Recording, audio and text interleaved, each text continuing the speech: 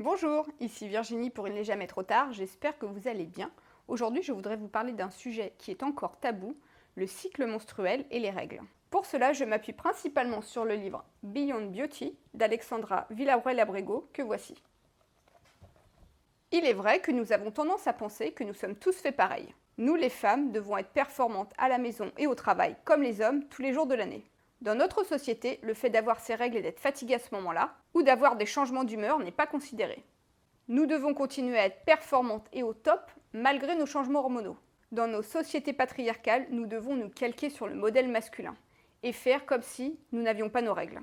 Nous devons en quelque sorte nous en accommoder en silence.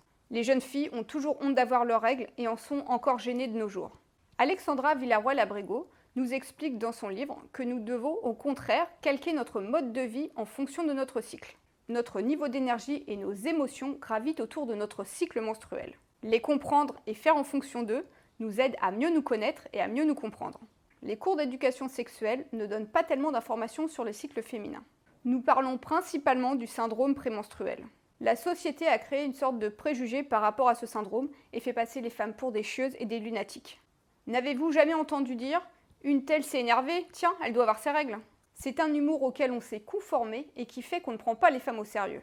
Les syndromes prémenstruels seraient en réalité des avertissements de sentiments refoulés qui nous reviennent comme un boomerang à cette période-là. En des temps anciens, dans les sociétés matriarcales, les femmes connaissaient très bien le pouvoir de leur cycle. Il y a plusieurs milliers d'années, les règles avaient une signification culturelle. Les femmes ovulaient à la pleine lune et saignaient lorsque la lune était noire. Le cycle de la lune est de 28 jours comme le cycle féminin. La lune et les cycles féminins étaient synchronisés car les femmes savaient réguler leur période de fertilité. Elles se rassemblaient et s'isolaient ensemble pendant cette période, se reposaient et prenaient soin les unes des autres comme un rituel. La sagesse et le pouvoir féminin étaient encensés et respectés. Les hommes et les femmes respectaient ces traditions d'isolement qui étaient sacrées pour eux. Cela suppose qu'avec la lumière artificielle et nos vies très occupées, nous avons perdu notre synchronicité avec la Lune. De nos jours, des études ont démontré que nos règles se synchronisaient souvent avec d'autres femmes proches de nous. Nos émotions changent pendant notre cycle. Si nous ne les comprenons pas, cela peut affecter négativement nos relations avec les autres, que ce soit au travail, dans nos relations sociales ou personnelles. Nous devons considérer notre cycle par quart, c'est-à-dire par semaine. Penser son cycle comme une boussole interne nous guide. Savoir quand ralentir le rythme, quand être en période de créativité ou en introspection, etc. Nos cycles sont composés de 4 phases, telles les 4 saisons. La première phase est la phase de menstruation qui correspond à l'hiver. Cette phase apporte une fatigue et une baisse d'énergie. Nous ressentons le besoin de nous isoler et en quelque sorte d'hiberner. Le fait d'avoir ces règles serait comme se libérer par les saignements des choses dont nous n'avons plus besoin. C'est à ce moment-là que nous pouvons créer des conflits si notre besoin de solitude n'est pas comblé.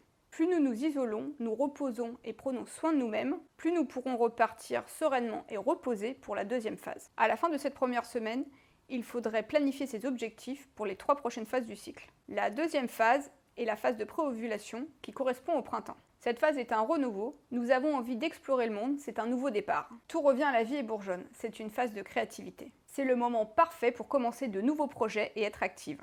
Nos corps envoient inconsciemment des signaux au sexe opposé pour la reproduction. La troisième phase, c'est la phase d'ovulation. C'est l'été, il fait chaud, tout le monde profite de cette chaleur. Nous sommes en phase de création totale.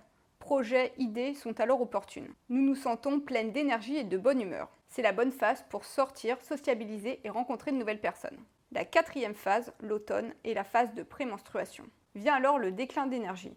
Nous commençons à nous préparer à la phase de l'hiver et au renouveau de notre cycle. C'est la phase du syndrome prémenstruel et des changements d'humeur. Le corps pleure le fait qu'il n'est pas conçu d'enfant dans la phase 3. Le seul moyen de contrer le syndrome prémenstruel est d'utiliser l'énergie créative de la phase 2 et 3 pour créer quelque chose. Projet, but ou rêve, comme si on crée un enfant en quelque sorte. Lorsque nous commençons à prendre conscience de la façon dont fonctionnent nos cycles et que nous commençons à planifier notre vie en fonction d'eux, l'impact est vraiment bénéfique. Le problème lorsque l'on n'en a pas conscience, c'est que nos émotions nous submergent.